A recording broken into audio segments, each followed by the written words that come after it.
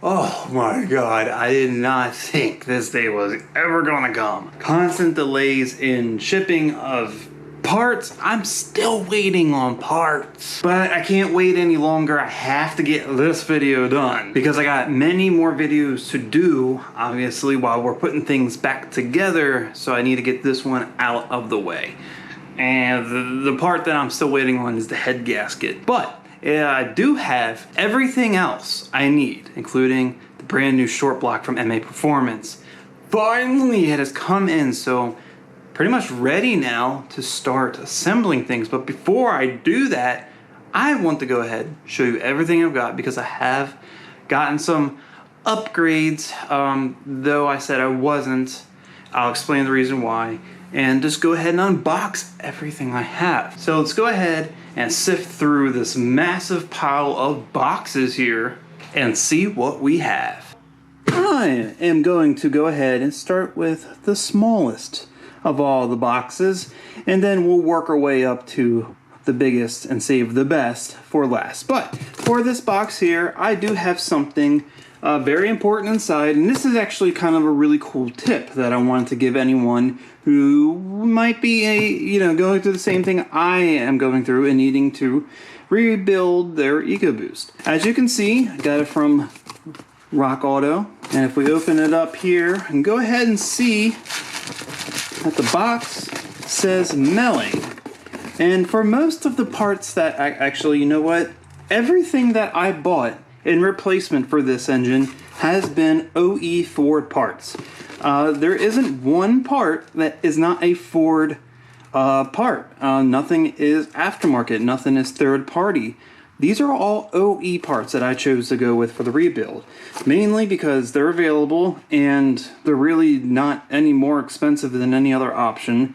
And OE, always go with OE, right? Then you're like, well, then this doesn't say Motorcraft or Ford parts, this says Manley. Yes, exactly, because Manley is likely the OE manufacturer for Ford oil pumps. I know they used to in the past, and I can only assume they still do. And the reason I say that is because if we open our box up here and we take a look, of course, this could be any old oil pump, right? But if it was a third-party pump, they're not going to go ahead and stamp FOMO Co. on the pump with, the Ford part number like that. Here's the QR code and all that. That's all etched in there, by the way. And the only way this wouldn't be a Ford part is unless it was a remanufactured part. But these are completely new pieces. So this is why it's good to know who makes these OE parts, because Ford obviously doesn't make everything. Because I bought this from Manley and through Rock Auto, I saved myself a significant amount of money. If you go online right now and try to order this from FordParts.com, which is where I've ordered quite a few of these parts because you can't really get things too much cheaper anywhere else, you're going to pay about $130 or so for this oil pump. By ordering it from Rock Auto through the manufacturer, it was only $80 shipped. You cannot beat that. If you are looking for a 2.3 oil pump, and I think these are also for the 2.0, and I don't know, maybe some other 4 cylinders as well, rockauto.com. That's gonna get you the same part for the cheapest price. Trust me, I'm all about saving money. So this is a really cool tip that anyone can use to save a couple bucks. Yeah, on to the next box. As we move up inside, we'll see that we have something here. We got separator. Oh, what the hell is a separator? Certainly not another name for a divorce lawyer. So, what we have in here is, yes, the oil air separator. Why do I have a new one of these? Well, I was going to reuse the one I had, except when I tried cleaning it out, I realized that anything up in the baffle here kind of just gets trapped up in there. It's a hard time getting it out. I was very, very leery about reusing this when possible metal, little bits of metal could be trapped up in here, and I did not feel comfortable reusing it. These aren't too bad in price. There was like 30 bucks, so 30 bucks is definitely well worth the extra money that I didn't want to spend just to make sure I don't go ahead and screw up a $4,000 short block. That is that. This, along with the oil pump and the oil pickup tube is, you know, a lot of those just extra parts I really didn't want to buy. But in the end, whatever extra they cost is a hell of a lot cheaper than thousands that I'm into this. That's why I went ahead and did that. So there's that. Now we're on to the next box. And that brings us this box right here. So in this box, we have something I just talked about. I did not feel comfortable reusing the oil pickup tube. So naturally, I went and got a new one. The reason why I didn't feel comfortable reusing the original one is because the way this is designed, it's like a baffle here, and then there's that mesh screen, right? But the problem was chunks of metal were getting lodged up between the screen, the mesh, and this outer piece. Now you can see like the way this is put together, and I don't know why, but this one looks like worse in terms of quality than the one that originally came on the car. But it's like copper tubing, it looks like, or it's soldered with copper, and this is all just crimped right here. So theoretically you could take it apart, but to me it just wasn't worth the trouble going through. It just, you know, it was just better to buy a new one. Why not? You know, I'm going through all the trouble putting new in everything, including the oil pump. Why reuse this piece? That is great and wonderful. Shove that back in the box. Now, you might be asking yourself, well then what's in this bag? Well, that's a good question. That would be these right here. You can see our little tappets, or I like to refer to them as cam buckets. So these are the cam buckets that, you know, these right here that sit on top of the valve springs, and you know, it's what the cam lobes push down onto to actuate the valves. Why do I need new of these? Well, that's a good question. Not to say that anything is wrong with the originals, and they were perfectly fine, because I was going to reuse the camshafts, and therefore I could have reused these. Until I decided that I want to make some changes. What are those changes? Well, let's go ahead and get to that box. And we have this box right here.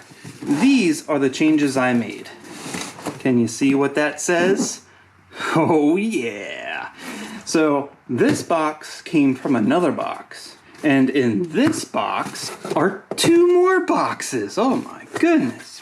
And inside these boxes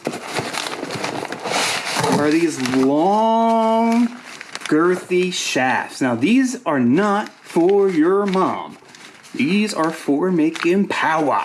I decided to go ahead and splurge just a little on some beautiful, look at those, Ford Performance camshafts. Now, I've already mentioned in previous videos that these aren't so much that big of an upgrade from RS cams as they are from regular EcoBoost cams. So, you know, using these from RS cams, I'm only getting about 0.5 millimeter lift on the intake, but more importantly, the bigger difference is on the exhaust valve, where I'm getting about 0.5 millimeter or so there. So this is going to help a lot with getting more exhaust flow out and that energy to spool up the turbo. I thought, well, this might be worth the extra 200 bucks just to get a new set of camshafts. If I'm already got a new head, I got a new short block. Not to say anything was wrong with the original camshafts, but for $200 more, I get newer and just ever so slightly better. I know at least it's going to work with what I have, since I am reusing a lot of factory components. Which is why I had to get new cam buckets, because from my understanding, when you change out the camshafts, you do want to change out the cam buckets. And the reason is, you know, when the lobes are pushing on the tops of these, they do kind of wear in a specific profile. It might be ever so slight, but it's there.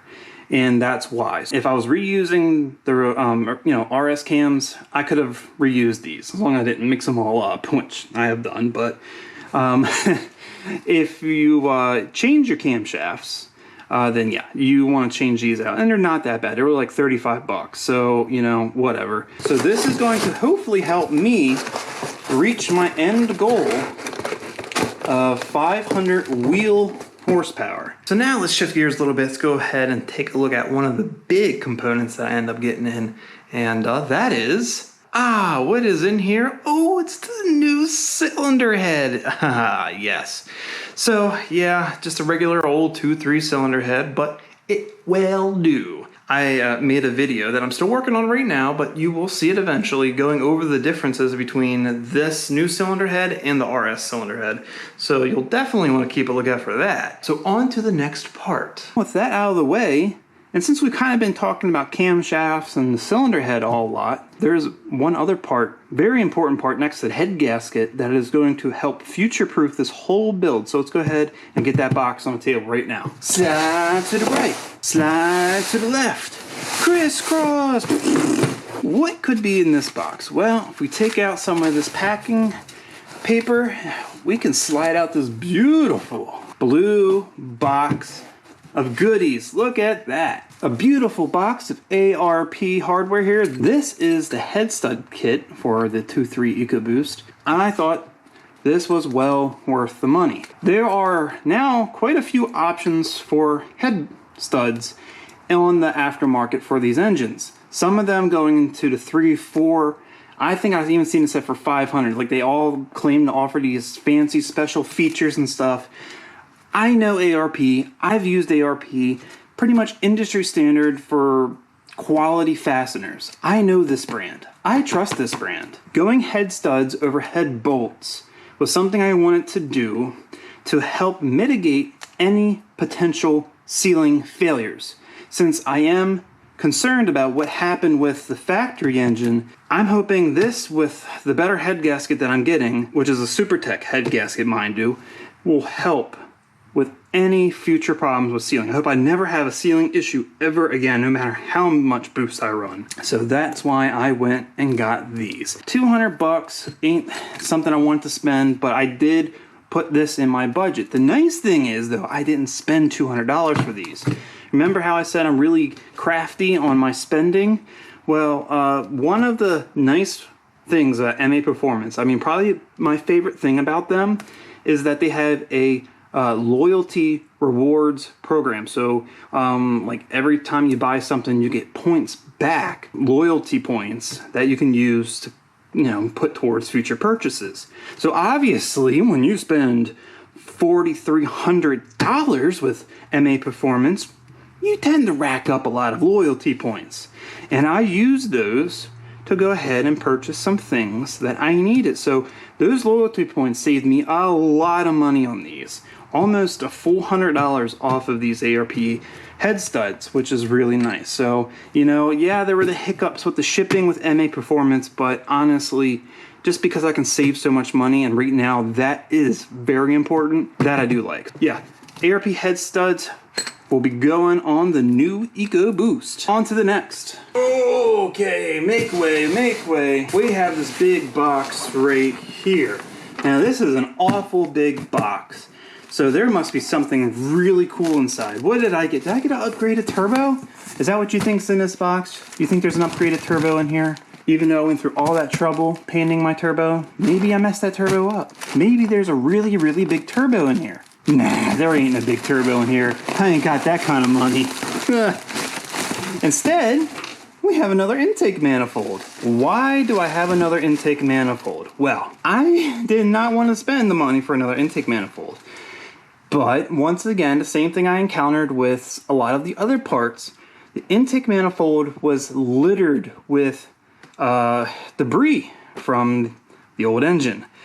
And I don't understand why all of the debris went through the intake. I thought I could clean up this intake, and if you ever looked inside one of these, it is kind of smooth in there. However, there's some seams inside because these are just molded plastic, and you can see that there is two halves to this. And I got concerned that, you know, maybe some debris could have been just kind of stuck up in those grooves in that seam, and I was never going to get that out. And it only takes one little piece of metal to ruin a $4,000 short block. So I just thought it's well worth the money to get another one of these put on. So that's when I went out, searched the web, found this one on eBay for $100. No, I think it was less than $100 shipped. Brand new. And I thought that was a great deal. So that pretty much takes care of all the little small odds and ends parts. Now, we are on to the last piece. And like I said, I've saved the best for last. And you know exactly what that is. So let's go ahead and take a look at the MAPerformance 2-liter base short block. Full disclosure, I've already unboxed it because little do you know, this is the second time I've recorded this video. The first time, GoPro decided it didn't want to record any audio. So just keep that in mind. Just imagine a box around it. But we'll still go ahead and take a look at the block because it's still fun. And here we are right here. So this is our new powerhouse. And as you can see, these blocks look a lot different from the side than the RS blocks. So we're looking at the opposite side. But let's go over here to this side, which still has plastic on it. Man, I am bad at this. You know what? I'll probably make a better comparison video another time, but this block has so much more material over here and this like thick ribbing on the side. And most importantly, let's be real. This is why we want a 2.0 block right up here. No more open deck. This combination with the head studs and a nice gasket with all this surface area for that gasket to sit onto and seal against, this is going to help us from any future problems with coolant intrusion, and I hope I never have that problem ever again. This is a beautiful piece, and if you look down here, this is something I thought was pretty trick that they've done. So they've keyed this crankshaft. So you have, you know, your sprocket here for your oil pump and then here for your timing chain. And the nice thing about this is if you're running like a two-step or something, this is much better because on the factory blocks, the crankshaft snout is not keyed. The only thing holding any of this on here is just the pressure from the crank bolt and the balancer pushing everything together. It's just, you know, sandwiching everything together. That is the only thing holding this. So it is very easy if any of that came loose for this to spin. So this is just how everything used to be done, and this is just the way to do it, in my opinion. So that's pretty cool that they do that, so that's really nice. But everything else is the same. Everything should bolt in the same places. There should be no differences there. It's just no more open deck. You know, this garbage is old news, so we ain't got to worry about that anymore. Hopefully we won't have to worry about any sealing problems with this new block. Well, I guess that's pretty much it, except the head gasket, of course. You know, I think that's it to get all of this done, to get the engine back in the car. And I do have a few more things to do before the engine does get back in the car. So that'll probably be another video or so before we start putting things together, because that's probably I'm going to be waiting another week at least. But we are so much more closer. Oh my goodness. Oh, it's been a long one. It's been a real long one. Yeah, so I think we're finally finish up the video here. So if you like the video, please give it a thumbs up. Share it with everyone you know. If you want to see more content like this and you haven't already, go ahead and subscribe to the channel. Keep a lookout for next Karz Kreated video.